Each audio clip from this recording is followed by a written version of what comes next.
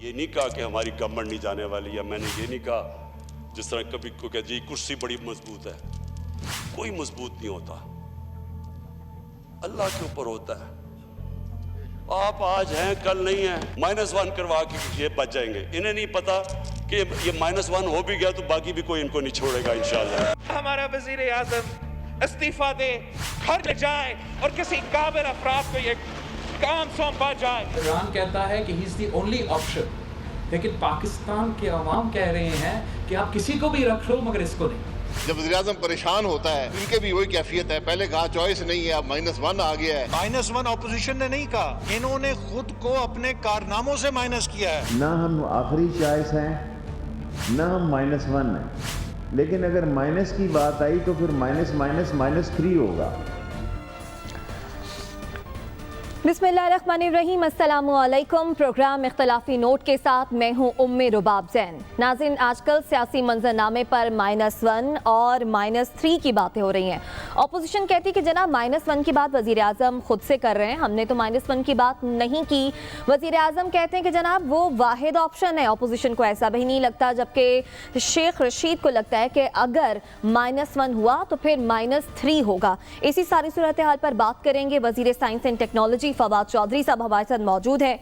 फवाद साहब, मामला शुरू होता है आपके इंटरव्यू से, फिर बात आती है -1 पर। शेख रशीद साहब कहते हैं कि -1 नहीं, फिर अब -3 ही होगा। वजीर आज़म इमरान खान को लेकर अपोजिशन कहती है कि हमने तो -1 की बात नहीं की, वजीर आज़म खुद से कर रहे हैं। क्या वजह हो सकती है -1 की? ये गूंज क्यों आ रही है? कौन कौन है जो -1 चाहता है? देखिए, फ्रेंकली मुझे तो कोई समझ नहीं आई कि ये क्यों, ऐसी कोई बात है ही नहीं। प्राइम मिनिस्टर देखें, वहाँ पे -1 होता है जहाँ पार्टी जो है वो प्राइम मिनिस्टर से या लीडर से बड़ी हो। मसलन बरतानिया हमारे सामने मिसाल है, वहाँ 3 वज़ीर आज़म बदल चुके हैं, किसी को पता भी नहीं चला कि क्या हुआ क्या नहीं हुआ। यहाँ पर जो है वो इस तरह से है कि इमरान खान जो है वो तो पार्टी से ही बड़े हैं। फ्रेंकली वो अपना नाम आज पीटीआई का नाम हम बदल के इमरान खान कहें कि नहीं इमरान खान की पार्टी होगा, तो इमरान खान की पार्टी जो है वो पीटीआई को शिकस्त दे देगी।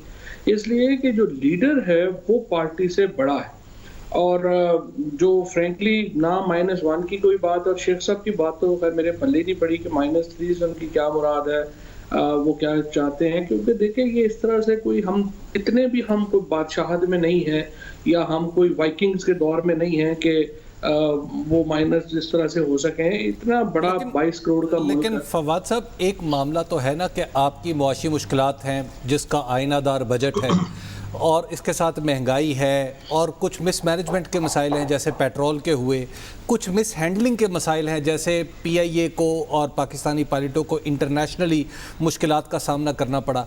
तो इस सिनेरियो में अगर आप देखें तो आपको लगता नहीं है कि आपकी हुकूमत, जो ज़ाहिर है पाकिस्तान के पावर स्ट्रक्चर का अहम तरीन हिस्सा है, तो पावर स्ट्रक्चर में आपकी हुकूमत को मुश्किलात का सामना हो, वहाँ पर जवाब तलबी हो रही हो, पूछा जा रहा हो कि आप क्या कर रहे हैं?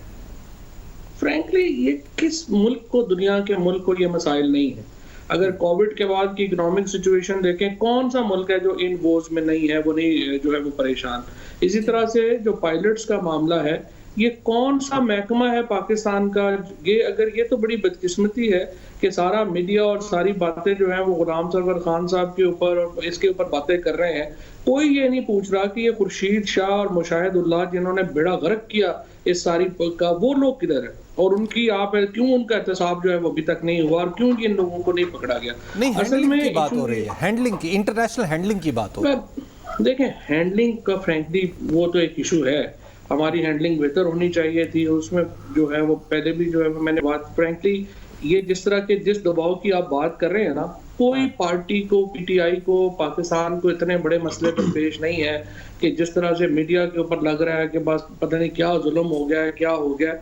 ये हमारी अपनी नालायकियां और कोताहियां हैं जिनकी वजह से हम इतने दबाव में हैं। हालांकि ये कोई इतने बड़े मसाइल नहीं है, कोई ये ऐसे रूटीन के किस मुल्क, अमेरिका जैसा मुल्क जो है वो इकोनॉमी में नीचे लगा हुआ है, बरतानिया जैसा मुल्क जो है उसका क्या हाल है, जर्मनी का क्या हाल है। ये तो फवाद साहब, जो ऑपोजिशन की पॉलिटिकल पार्टीज हैं वो -1 कुछ इस तरह के लहजे में, इस तरह की खुशी से कह रही हैं कि शायद अगर इमरान खान चले गए और कोई और शख्स आ गया तो उनके मसाइल बेहतर हो जाएंगे। इमरान खान साहब ने फ्लोर ऑफ द असेंबली में कहा कि जो भी आ जाएगा वो ना किसी को छोड़ेगा और उसको भी यही मसाइल सामना करना पड़ेंगे। Where do you think कि इसकी मोटिवेशन फिर किधर है -1 करने की? देखिए, फ्रेंकली मुझे ये लगता है कि हमारा एक जो मीडिया का एक हिस्सा है, कोई उनको अभी तक यकीन है कि हम एक बनाना रिपब्लिक हैं, जहाँ पे लोगों की तो बिल्कुल ही कोई हैसियत औकात नहीं है, सिस्टम की बिल्कुल ही कोई हैसियत औकात नहीं है, और आराम से जो बंदा चाहता है उसको लगा देते हैं, जिसको जाते हैं उसको। ऐसा नहीं है। पाकिस्तान 22 करोड़ लोगों का मुल्क है, हम एक मॉडर्न डेमोक्रेसी हैं, और यहाँ पर इस तरह से चीज़ें नहीं हो सकती। इमरान खान कोई एक, आप उसको, इमरान खान को वो एक शख्स नहीं है, एक इंस्टीट्यूशन है, himself is a prime minister of Pakistan. और इस तरह से थोड़ा ही हो सकता है कि आप प्राइम मिनिस्टर ऑफ पाकिस्तान को एक दिन कह दें कि -4, ना ही उनके कद का कोई आदमी है फ्रैंकली पाकिस्तान में। ऐसे ही शौक से तो जो मर्जी बंदा वज़ीर-ए-आज़म अपने आप को, अपने घर वालों को, होता है ना कि वो एक जो हमारा एक वकील साहब थे, उनका जाली लाइसेंस पकड़ा गया तो उन्होंने डॉक्टर लिखते थे साथ, तो उन्होंने कहा आपने जाली डिग्री बनाई है। उन्होंने कहा मैंने जाली डिग्री नहीं बनाई, मुझे घर वाले वैसे प्यार से डॉक्टर कहते थे। आप किसी को घर पे को प्यार से वज़ीर-ए-आज़म कहना शुरू कर दे तो वो तो नहीं हो सकता। लेकिन फवाद, आपने बड़ी अच्छी बात कर रहे हैं, प्राइम मिनिस्टर का कद काठ ऑब्वियसली पाकिस्तान में सबसे बड़ी पार्टी उन्हीं की है, उन्हीं के नाम पर वोट पड़े हैं, और वो खूबसूरत भी बहुत हैं और उनका क्रिज्मा भी बहुत है। लेकिन प्राइम मिनिस्टर को जांचने का पैमाने कुछ मुख्तलिफ होते हैं। वो पैमानों पे अगर आप देखें तो प्राइम मिनिस्टर शायद बहुत ज़्यादा अपनी कामयाबियों का सबूत नहीं दे सकते। सो मच सो कि जो एविएशन का प्रॉब्लम है उस पर आप ही के कोलीग बहरी अमूर के जो वज़ीर हैं वो खामा फरसा, बल्कि आप ज़बान फरसाई फरमा रहे थे, उनके साथ जो थे वो शिबली फराज बैठे थे और उनके साहब एहतसाब के साहब बैठे हुए थे। तो क्या ये गवर्नमेंट के अंदर एक डिसऑर्गेनाइजेशन का तासुर नहीं देते आप? इस वजह से तासुर पैदा होता है। देखिए, फ्रैंकली आपने इंफॉर्मेशन मिनिस्टर बनाया है, आप इंफॉर्मेशन मिनिस्टर के ऊपर रिलाई करें और let the information minister make strategies, और उनको आप एतमाद में लें। ये नहीं हो सकता कि हर बंदे फिर जो है वो इंफॉर्मेशन मिनिस्टर बन जाए। सो आई थिंक शिबली फराज साहब जो है is a very capable man in his own right, और उनको इंफॉर्मेशन मिनिस्टर बनाया गया है। ये सारी चीज़ें जो है वो उनको हैंडल करनी चाहिए, और उनको पहले पता होगा तो वो हैंडल करेंगे। ये तो नहीं कि रोज उठ के एक बंदा बात कर दे और फिर कहे कि इंफॉर्मेशन मिनिस्टर संभाल ले। वो मैंने आपसे पहले अर्ज किया, हमारी अपनी कोताहियां और नालायकियां तो अपनी जगह पे हैं, अगर, लेकिन इसके बावजूद मैं आपको ये बताऊं, इस मुल्क में फ्रैंकली अगर कोई रिफॉर्म्स की, इस्लाहात की बात कर सकते हैं, आप किससे कर सकते हैं सिवाय इमरान खान के? और आपके ये बात ही कोई नहीं करता। आपकी कौन सी पॉलिटिकल पार्टी है और जिसके में आप बैठ के अपना डिसेंट रिकॉर्ड कर सकते हैं और इमरान खान कहेगा चलो इसने बात कर दी है, कोई बात नहीं, आप अगला जवाब दें। बाकी किसी पार्टी में जो मैं बातें कर देता हूँ और पार्टी में होता तो अब तक तो मैं फारिग हो चुका होता। देखिए, ये बातें एक उसकी पॉजिटिव बातें भी तो है ना, ऐसे ही तो नहीं कि ठीक है हमारे अपने इश्यूज भी हैं, बातें भी हो सकती हैं। इमरान खान से आप इस्लाहात की बात भी कर सकते हैं, वो सुनेंगे नहीं सुनेंगे, कभी सुनेंगे। ये प्रोविंशियल फाइनेंस कमीशन है, मैं पिछले साल से लगा हूँ, आखिर वो प्राइम मिनिस्टर साहब ने भी यही बात की है, अब काबीना भी बात कर रही है। सो ये चलती रहती है चीजें। फवाद साहब, आपने जो बात की बिल्कुल दुरुस्त है कि तमाम पॉलिटिकल पार्टीज के अंदर कुछ प्रॉब्लम्स भी होती हैं, एलाइज के साथ भी प्रॉब्लम्स होती हैं, लेकिन -1 की बात फवाद साहब यूजुअली तब होती है, -1 की फवाद साहब बात यूजुअली तब होती है जब कोई ऐसे मसाइल हों सियासत के जो कि प्राइम मिनिस्टर साहब की पर्सनालिटी से कनेक्टेड हों। यानी कि अगर वो नहीं होंगे और कोई और शख्स होगा उनकी जगह, तो कुछ मसाइल ऐसे हैं जो कि बिल्कुल ठीक हो जाएंगे। सो उनकी शख्सियत पे कुछ चीजें डिपेंडेंट हो, तब -1 की बात होती है। क्या आपकी नजर में ऑपोजिशन के और हमारी पार्लियामेंट्री सिस्टम के कोई ऐसे मसाइल भी हैं जो इमरान खान की शख्सियत से कनेक्टेड है और अगर वो चले जाएंगे तो ठीक हो जाएंगे? इमरान खान से सिर्फ एक ही मसला है, और वो मसला है कि वो अकाउंटेबिलिटी करना चाहते हैं, और वो चाहते हैं कि ये केसेस जो है ये मनतकी इंजाम तक पहुंचे। फ्रैंकली मैंने तो, मेरा शुरू से पीएम साहब से था कि ये पहले साल में ये काम कर लें, उसके बाद ये काम मुश्किल होता जाएगा। और पहले साल में अनफॉर्चुनेटली इधर उधर लगे रहे, वो काम जो है वो उस तरह से नहीं हम कर सके। हमने अपने लोगों को भी मायूस किया, और पाकिस्तान के लोगों का भी ये था कि जी ये आपने इतना सारा 3-4 साल लगाए, हमने सारा एक्सपोज किया, वो काम नहीं हुआ। अब हम इसको जो है ना आप रेडी खींच रहे हैं, उसमें जो है वो उसकी टायर से हवा निकली हुई है, तो इसलिए प्रॉब्लम आ रही है। अच्छा। अब प्रॉब्लम ये है फ्रैंकली कि ये जो इमरान खान से किसी का कोई झगड़ा नहीं है जाती, किसी को कोई प्रॉब्लम नहीं है, लेकिन उनको ये है कि ये केसेस जो है और ये सारे जो लोग हैं यहाँ पाकिस्तान में, ये जो अपोजिशन का भी जो एजेंडा है ना, कोई नेशनल एजेंडा तो नहीं है, पर्सनल एजेंडा है। जब पर्सनल एजेंडे से आगे जाएंगे तो हालात ठीक होंगे। कुछ कदम गवर्नमेंट को, मैं कहता हूँ सिर्फ 3 चीजों के ऊपर हमें एक बड़े कंसेंसस की जरूरत है। पहली जो कंसेंसस है वो ये है कि आप देखिए कि PMLN के लोग, पीपल्स पार्टी के लोग रोजाना प्रोग्रामों में आते हैं और नैब को, एहतसाब को गालियां देते हैं। भाई कानून 1997 में आपने बनाया, चेयरमैन से लेके चपरासी तक आपका लगाया हुआ है, प्रोसिक्यूटर, इन्वेस्टिगेटर सारे आपके लगाए हुए हैं, केसेस आपके दौर के बने हुए हैं, तो आप ऑल्टरनेट दें ना कि ये निज़ाम हमने बनाया था, पहले तो खड़े हो असेंबली में और कौम से माफी मांगे कि हम ये निज़ाम नहीं बना सके और हमें माफ कर दें, उसके बाद कहें कि अगला अब ये निज़ाम होना चाहिए। उसके ऊपर मीडिया में भी डिबेट हो जाएगी, पार्लियामेंट में भी डिबेट हो जाएगी। और दूसरा जो मेरे ख्याल में इंपॉर्टेंट रिफॉर्म्स हैं वो हैं जुडिशियल रिफॉर्म्स, अदालती इस्लाहात और निज़ाम इंसाफ। और ये कल अरशद मलिक वाला भी वाकया हुआ है। आप मुझे बताएं, अगर हम ये कहें कि नहीं हमारी अदालती निज़ाम और बिल्कुल जबरदस्त है, कोई जरूरत नहीं, तो फिर तो हम बेवकूफ़ी है ना। तो ये निज़ाम अदल को ठीक करना और ये अपना एहतसाब को ठीक करना और इलेक्शन कमीशन में हमने अच्छी पेशरफ्त की है, ये 3 काम कर लें, बाकी तो लड़ाइयाँ चलती हैं। फवाद, यहाँ पे एक और मसला भी है। आप ये देखिए, आपने दुरुस्त फरमाया कि आपको इस्लाहात का एजेंडा जो भी आपका है उस पर आपको अमल करना चाहिए, लेकिन एट द सेम टाइम आपको वहाँ पे दूसरी पार्टियों के साथ मामला भी ठीक करने चाहिए। लेकिन आप दूसरी पार्टियों के साथ हालत यह है कि प्राइम मिनिस्टर तकरीर भी नहीं कर पाते अनलेस कि आप प्री अरेंज ना करें। दूसरी बात ये बताइए कि ये जो आपकी सियासी मुश्किलात अचानक बजट के दौरान उभर के सामने आई, आपके कुछ लोग पार्लियामेंट में खड़े हो गए, आप ही की पॉलिसी के खिलाफ, आप ही की हुकूमत के खिलाफ, आप ही की काबीना के खिलाफ उन्होंने बातें की और उन्होंने कहा कि इम्प्लीमेंटेशन कोई नहीं है, वादों की तकमील कोई नहीं है, गिरफ्त नहीं है गवर्नेंस के ऊपर। और फिर आपके इत्तेहादी भी आपसे मतलब कम से कम एक तो दूर चला गया। इशाइया जो प्राइम मिनिस्टर का प्राइम चीज़ होती है, जिसमें शिरकत एक एजाज़ की बात है हर सियासतदान के लिए, स्पेशली जो हुकूमत में हो, उसके लिए असद कैसर को जाना पड़ा और असद कैसर खुद पार्लियामेंट के अंदर निशाने पे आ गए। ये सारी सूरत हाल आपको लग रहा है कि इसमें कोई परेशानी की बात नहीं है आपकी पार्टी के लिए? नहीं, देखिए, मैं आपकी जो सारी बात है ना, उसको मैं 2 पॉइंट्स में सम अप करता हूँ। गवर्नमेंट्स देखें चलती हैं 2 अपनी लेग्स के ऊपर, अपनी पॉलिटिक्स के ऊपर और अपनी गवर्नेंस के ऊपर। ये 2 लेग्स अगर आपकी एफिशिएंट होंगी, सही काम कर रही होंगी, तो आपको गवर्नमेंट आगे जाती नजर आएगी। अगर ये लेग्स जो हैं वो काम नहीं करें, इनमें से एक भी डिसफंक्शनल है, तो काम सही नहीं होता। हमारा फ्रेंकली पॉलिटिकल जो इश्यूज हैं, हमें उतनी अच्छी हैंडलिंग नहीं है, खुसूसन पंजाब की जो अपना हमारे MNAs हैं, MPAs हैं, उनको लेकर के, और कुछ जो है वो हमारा ओवरऑल ये जो पार्लियामेंट्री फॉर्म ऑफ गवर्नमेंट है ना, ये वैसे भी एक मुश्किल फॉर्म ऑफ गवर्नमेंट है, लेकिन इसमें तमाम को एक एहसास होना चाहिए लोगों को कि वो गवर्नमेंट के हर फैसले में शरीक हैं, तब वो जब वो फैसलों को डिफेंड भी करेंगे, अपनाएंगे भी। हमारा थोड़ा सा आपस का जो है वो कम्युनिकेशन का जो इशू है वो है।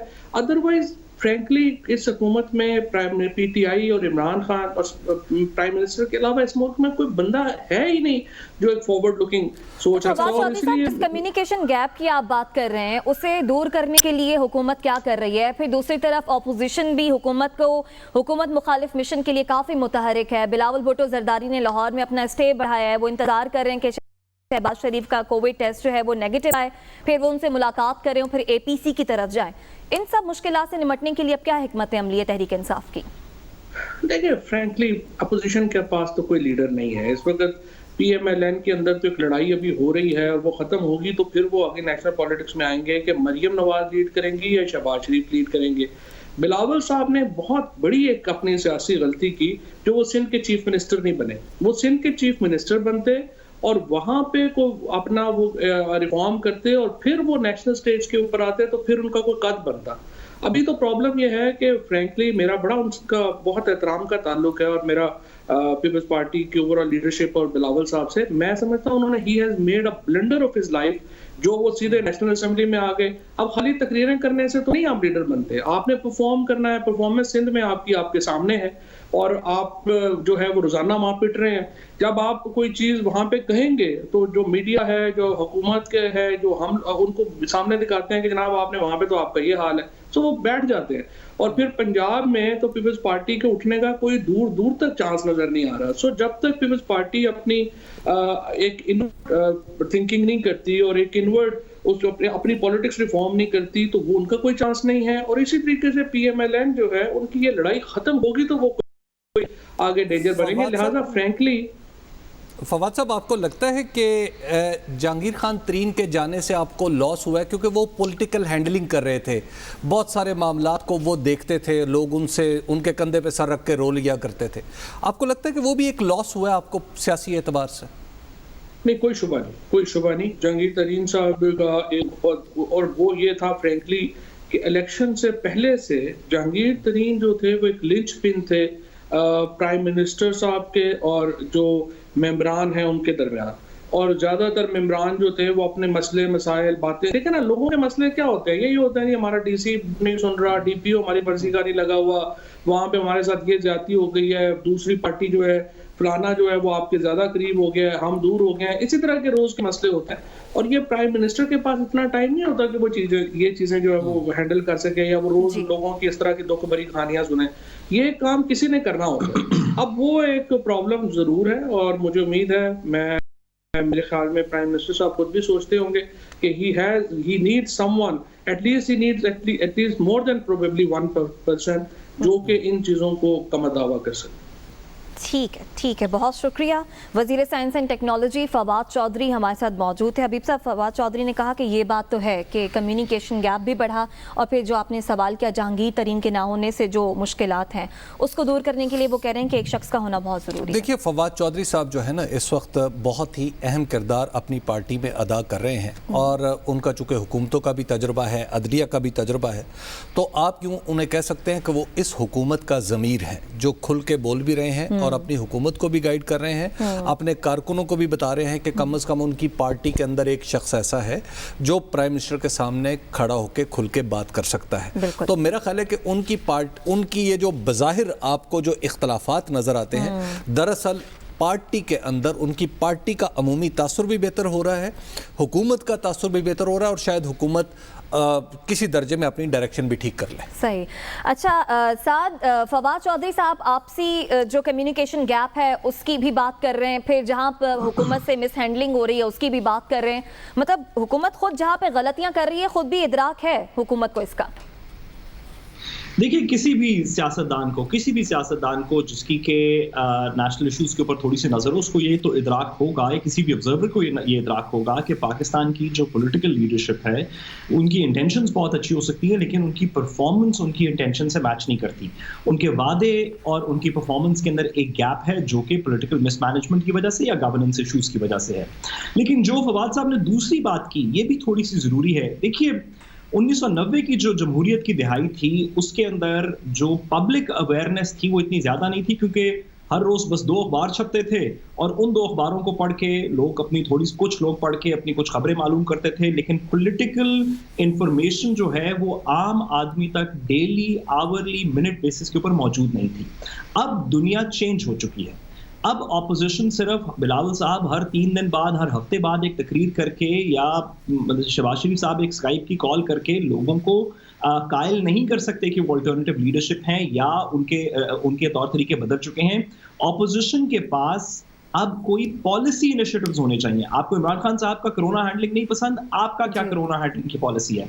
आपको इमरान खान साहब की PTI की एजुकेशन पॉलिसी नहीं पसंद, आपकी क्या एजुकेशन पॉलिसी है? आप डिसएग्री करते हैं फॉरेन पॉलिसी से, क्या करना चाहिए था? आप होते तो क्या करते? जब तक ऑपोजिशन पॉलिसी के ऊपर बात नहीं करेगी तब तक अवाम जो कि 2018 के इलेक्शन में ऑपोजिशन पॉलिटिकल पार्टी से नाला हो चुके थे, उन कहते थे कि ये कुछ लोग मान चुके थे कि अपनी पर्सनल पॉलिटिक्स कर रहे हैं, कुछ कहते थे अपनी जायदादें बचाना चाह रहे हैं, कुछ पैनामा के अंदर डैमेज हुआ।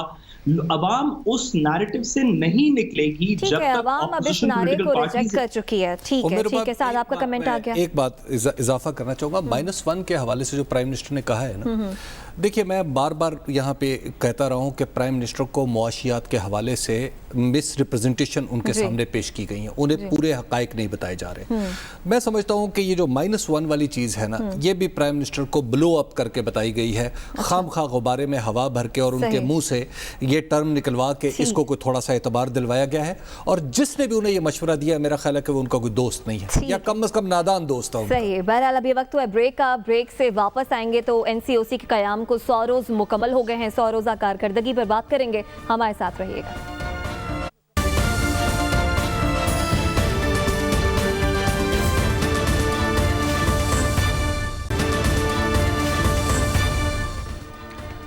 वेलकम बैक नाज़रीन। NCOC ने कोरोना के खिलाफ जंग में अपने 100 रोज़ मुकम्मल कर लिए हैं। वज़ीर आज़म इमरान खान भी NCOC के किरदार की तारीफ़ कर रहे हैं।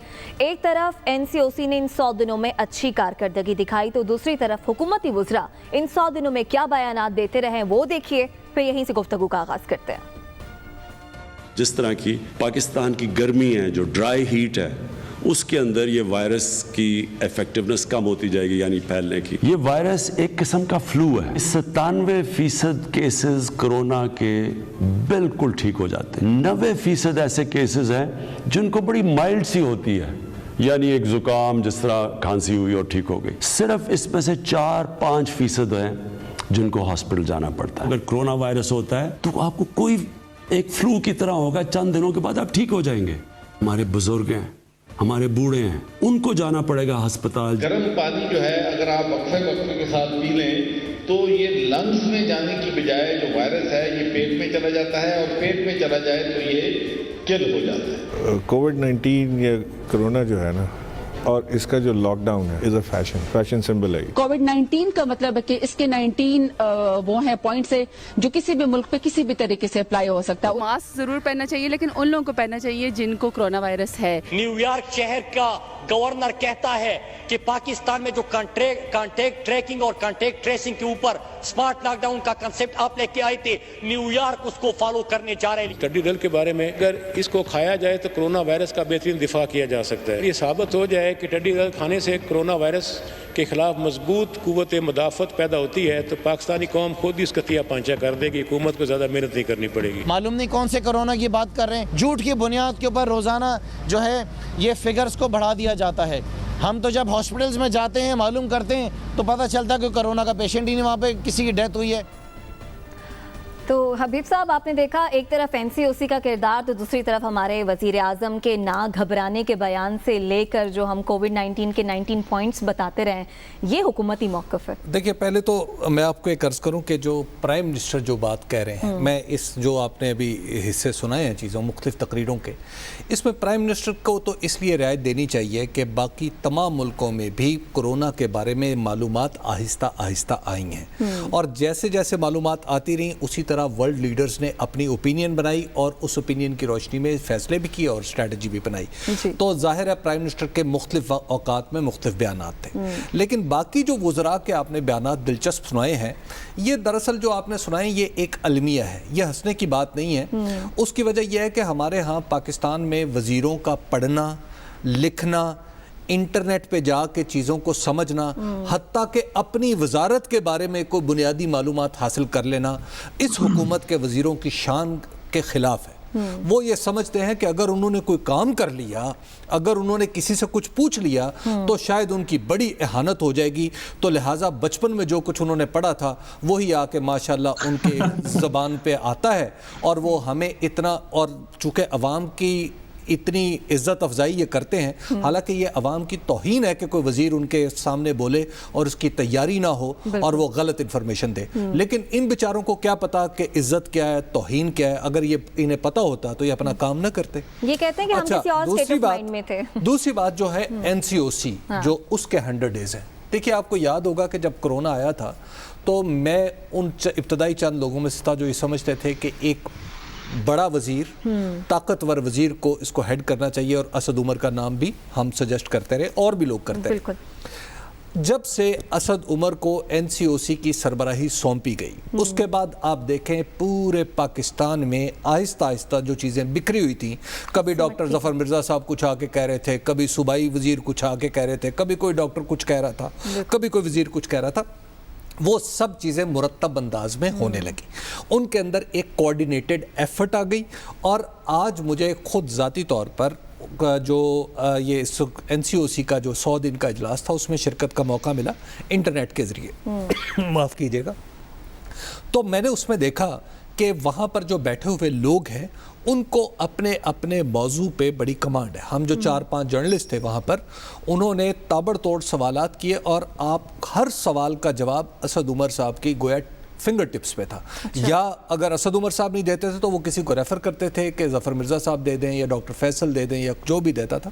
देखिए उस मीटिंग का हिस्सा बन के मुझे आज एहसास हुआ कि हम ये जो कुछ हमें नज़र आ रहा है इस पे अपोजिशन की तनकीद अपनी जगह, लेकिन हम इसमें पूरी एक कोऑर्डिनेशन मौजूद है और इसमें चीज़ों का एक बिग पिक्चर व्यू भी मौजूद है कि हमारी इकॉनमी किस तरफ जाएगी, हमारी इसके नतीजे में स्कूल्स किस तरफ जाएंगे, हमारे इस नतीजे में रेस्टोरेंट किस तरफ जाएंगे, इन डिटेल्स तक एनसीओसी में बात हो रही थी।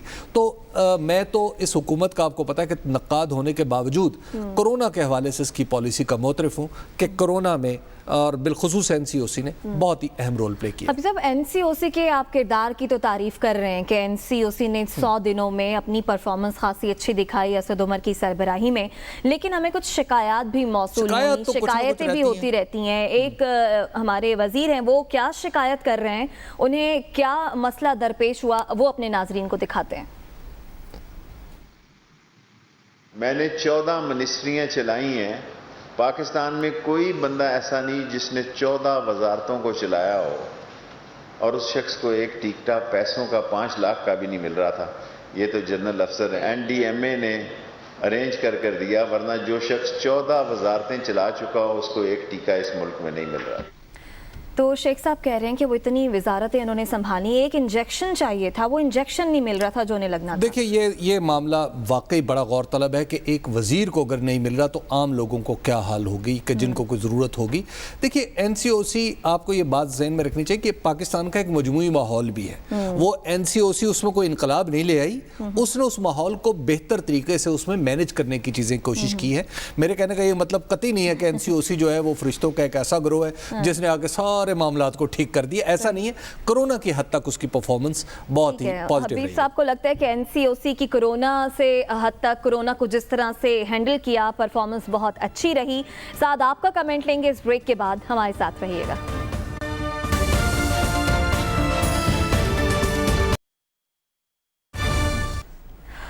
वेलकम बैक नाज़रीन। कोरोना की सूरत हाल को लेकर एनसीओसी ने 100 दिनों में जिस तरह से अपनी कारकर्दगी दिखाई उस पर बात हो रही है।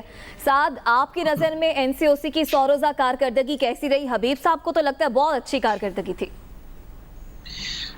देखिए, जो पहली बात शुरू में हो रही थी सियासी बयानात की, तो मैं गुजारिश करता चलूँ कि सियासी बयानात, हबीब साहब ने बिल्कुल दुरुस्त फरमाया, सियासी बयानात जो हैं वो कोरोना शुरू के अंदर एक इस तरह की, ये बड़ी अनफेयर बात है कि अगर अब से 3-4 महीने पहले के सियासी बयानात को हम आज क्रिटिसाइज करने के लिए इस तरह दिखाएं, क्योंकि जब 4 महीने पहले कोरोना आया था तो किसी को भी कुछ पता नहीं था कोरोना के बारे में, बल्कि 4 से भी ज़्यादा देर पहले किसी को भी कुछ पता नहीं था। नहीं पता था कितनी देर रहेगा, नहीं पता था इलाज इसका मिलेगा नहीं मिलेगा, कितनी देर में मिलेगा, स्प्रेड कैसे होता है।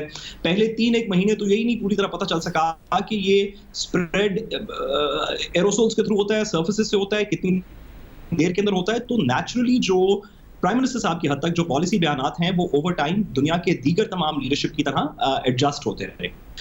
अब अगर हम परफॉर्मेंस की बात करें तो एनसीओसी की और पाकिस्तान की जनरली कोरोना की परफॉर्मेंस की बात करें तो वैसे तो बहुत सी क्रिटिक भी हो सकती है। आप बिलावल भुट्टो ज़रदारी साहब के बयानात सुनेंगे तो ऐसे लगेगा कि शायद पाकिस्तान के अंदर कोई काम ही नहीं कर रही गवर्नमेंट, दीगर ऑपोजिशन के भी बयानात सुनेंगे तो ऐसे ही लगेगा। लेकिन अगर हम नंबर्स पे बात करें, रियलिटी पे बात करें, नंबर्स पे बात करें तो नंबर्स कुछ इस तरह हैं कि 3 दुनिया के बड़े मॉडल्स थे जो सारी दुनिया में कोरोना के नंबर्स के पर्सपेक्टिव के अंदर फॉलो किए जाते रहे थे। एक जॉन हॉपकिंस इंस्टीट्यूट जो वॉशिंगटन के अंदर है, एक बड़ा मेडिकल कॉलेज है, वैसे यूनिवर्सिटी भी है, उसका मॉडल फॉलो हो रहा था जॉन हॉपकिंस का। दूसरा ऑक्सफोर्ड का मॉडल फॉलो हो रहा था और तीसरा इंपीरियल कॉलेज का मॉडल हो रहा था। सारी दुनिया के अंदर यही 3 मॉडल्स प्रेडिक्टिव टेक्नोलॉजी के थ्रू, कोरोना के नंबर्स के तहत फॉलो हो रहे थे। इंपीरियल कॉलेज ने कल अपनी नई और लेटेस्ट रिपोर्ट निकाली जिसके अंदर ये बताया कि वो कौन से ममालिक हैं जिनकी परफॉर्मेंस कुछ ठीक है, कौन से ममालिक हैं जिनकी परफॉर्मेंस ठीक नहीं, कौन से ममालिक है जहां पे कोरोना बढ़ रहा है वो भी एपिडेमिक स्टेज में, कौन से ममालिक हैं जहां पे कर्व फ्लैटन हो रहा है। इस चीज को प्रेडिक्ट करने के लिए, दिखाने के लिए, और बाय द वे हमारी लोकल न्यूज़पेपर्स ने भी इसको कुछ कवर किया, इस चीज को दिखाने के लिए उन्होंने एक स्केल बनाया कि नंबर 1 अगर हम रख लें कि जो भी कंट्री का नंबर 1 है वो ना अच्छा कर रही है ना बुरा कर रही है, वो रेगुलर कर रही है, और 1 से जिसके नंबर ज्यादा हैं, उनका जो मॉडल है उसके अंदर जो 1 से जिनके नंबर ज्यादा हैं, इसका मतलब कि वहां पे कोरोना फैल रहा है और वो परफॉर्मेंस अच्छी नहीं कर रहे। और जो भी 1 से नंबर नीचे ले आया है, इसका मतलब है कि उसने कोरोना पे कुछ काबू पा लिया है या कोरोना की परफॉर्मेंस उसकी बेहतर है। तो मैं वाज़ेह करता चलूं कि कल के नंबर्स के मुताबिक पाकिस्तान उन चंद ममालिक में है जो कि जिनका नंबर 1 से इंपीरियल कॉलेज के मॉडल के मुताबिक कम हो चुका है। पाकिस्तान का नंबर कल 0.74 रिकॉर्ड हुआ था, यानी कि हम कर्व को फ्लैटन करने की तरफ जा चुके हैं और अब आहिस्ता आहिस्ता फ्लैटन के बाद ये कर्व नीचे, अगर हम अपने SOPs फॉलो करते रहें, परफॉर्मेंस ठीक रखें, तो ये कर्व नीचे की तरफ जाना शुरू हो जाएगा। ये हम कोई पॉलिटिकल सियासत की बात नहीं कर रहे कि पीपल्स पार्टी का क्या ख्याल है, आपका मेरा क्या ख्याल है, 1 जुलाई के नंबर्स देखें और 3 जुलाई के नंबर्स देखें तो 1 जुलाई को हमारे पास 1,08,000 एक्टिव केसेस थे और 3 जुलाई को 95,000। वो आपकी बात यानी नीचे की तरफ आ रहे हैं हमारे नंबर। जी हबीब साहब, इसके अंदर ये जो इंपीरियल कॉलेज का मॉडल है, इसके अंदर भी वो कहते ये हैं कि अगर इसको तफसीलन पढ़ें तो वो कहते ये हैं कि जितने नंबर ऑफ केसेस रोज रिकवर हो रहे हैं और जो रोज ऐड हो रहे हैं, यानी कि जो रिकवर हो रहे हैं वो सब्ट्रैक्ट हो रहे हैं एक्टिव केसेस में से, जो नए केसेस सामने आ रहे हैं वो ऐड हो रहे हैं, उसके मुताबिक क्या कर्व फ्लैटन हो रहा है या नहीं हो रहा। तो पाकिस्तान का क्यूमुलेटिव नंबर ये है कि हमारे जो एडिशनल नंबर सामने आ रहे हैं वो रिकवरी से आपका कमेंट आ गया। NCOC के क़याम को 100 रोज भी मुकम्मल हो गए, वज़ीर आज़म भी इसके किरदार की तारीफ कर रहे हैं। आज के प्रोग्राम में इस पर बात हुई। प्रोग्राम से इजाज़त दीजिए, कल आपसे मुलाकात होगी। अल्लाह ने के बाद।